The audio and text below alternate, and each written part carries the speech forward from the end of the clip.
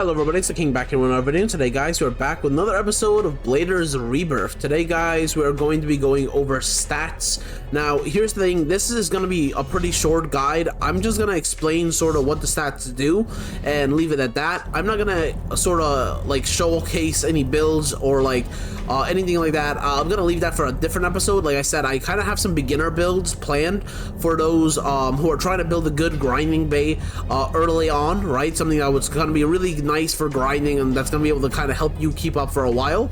I'm going to be making those kinds of builds and showing them off in the next few days, but because there's actually a pretty decent sort of beginner set that you can buy for relatively low money from like the vendors and shit.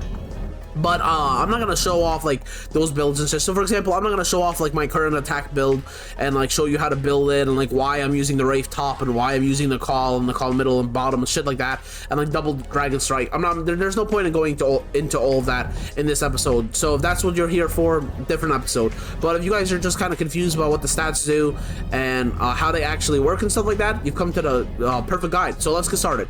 Well, we're gonna go with speed and then upwards, because I feel like if explaining attack first and then explaining speed may be a little bit confusing. So we're gonna start with speed. Speed does almost exactly what it sounds like it does. It increases your bay's movement speed. So this is a bay with 640 movement speed, as you can see, and then this is let's go ahead like that. Yeah, it's gonna reset all my quests, but that's fine. Let me just, there we go. So, and this is a bay with 0 movement speed. As you guys can see, very slow in comparison. But speed doesn't only increase movement speed, it also increases clash damage, which basically just means that when your bay slams into an obstacle, it deals damage, obviously due to it, right? And whether that obstacle is an opposing Beyblade, or it's a pumpkin, or a stone, or like I said, another bay, when it actually smacks into it, and actually, I'll go ahead and show you here right now. Let me use the Dragon Strike kind of to accelerate a little bit. So when you smack into a bay, right there, right? That damage that you're doing, a majority of it comes from speed, right? Increasing your speed stat allows you to do, as you can see, increases your movement speed and increases the damage of direct attacks significantly. This is what it means by direct attacks. It basically means you slamming into somebody. That's a direct attack right there, okay? For stamina, I mean, that is pretty obvious. It's just HP. Stamina is one of the it's actually one of the only stats. Well, it's not one of the, it is the only stat that doesn't have a secondary effect. It's just straight up HP. It doesn't like make you lose HP slower by spinning or anything like that. It's just straight up HP points. So the more stamina you have, the greater your HP bar, and nothing else. For defense, so first of all, it just works off of a straight like damage nullifier. So the higher your defense is, the less damage can be dealt to you, and this is damage from any source. It doesn't matter if it's direct damage, if it's skills, regardless of the incoming damage, regardless of its source, higher defense will basically nullify that damage. So like assuming that you have like so much more defense than your opponent will literally do 0 damage to you, right? Because your defense is just so crazy high. That theoretically, now obviously that's not gonna be that's not the way it's gonna work in reality, because like a person's attack stat, if you're running an attack bay and somebody else is running a defensive bay, usually your like how many points you have into attack and how many points they have into defense will be somewhere near each other, and because that number is pretty similar, you're still gonna be able to get damage through, right? But again, assuming you have so much defense that it completely overshadows your opponent's like attack stat, then you really can just sit there and just take 0 damage. That's kind of how it works. As you can see, it reduces any incoming damage, allowing you to tank more hits. The key word here is any incoming damage. It reduces it from all sources, so skills and direct damage. Now, for the last stat, which is attack, increases the increases the damage your blade does per hit, and increases the damage of your skills.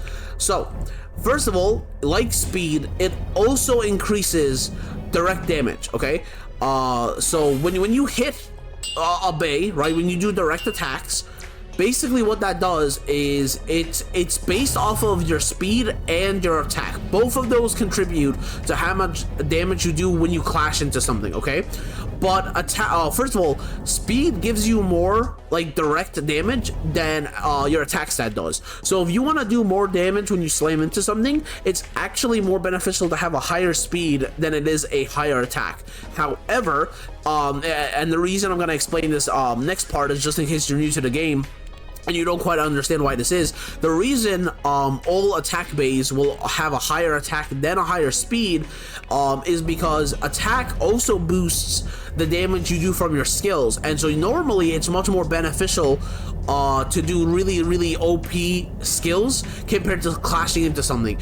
An attack bay mostly, like usually, isn't really reliant on clashing into another bay. Instead, it's kind of more so of like a glass cannon type deal, where you just can one-shot shit if you deal enough damage with it. You know what I mean? So like, for example, there we go. Literally, I don't even know how much damage that would. Like we do 9k here by clashing into it, but we do almost 20k with a single attack. And the way it works is that usually the attack you do towards bays is actually a little higher, not always much higher, but a little higher than what you do to like boulders or pumpkins and stuff, because just the way bays have their actual like stat points distributed and stuff like that, they may have less stamina. They usually have, like, if you're attacking like an attack bay, it usually doesn't have any defense points, so you tend to do more damage with your skills than you would if you were using your skills against boulders or pumpkins and stuff like that.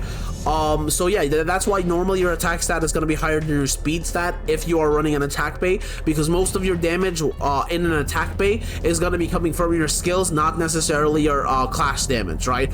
So I do hope I've managed to explain that thoroughly enough and clearly enough. If this guide did help you guys, do go ahead and subscribe to the channel. It really would mean the world to me. Also hit the like button. I greatly appreciate it.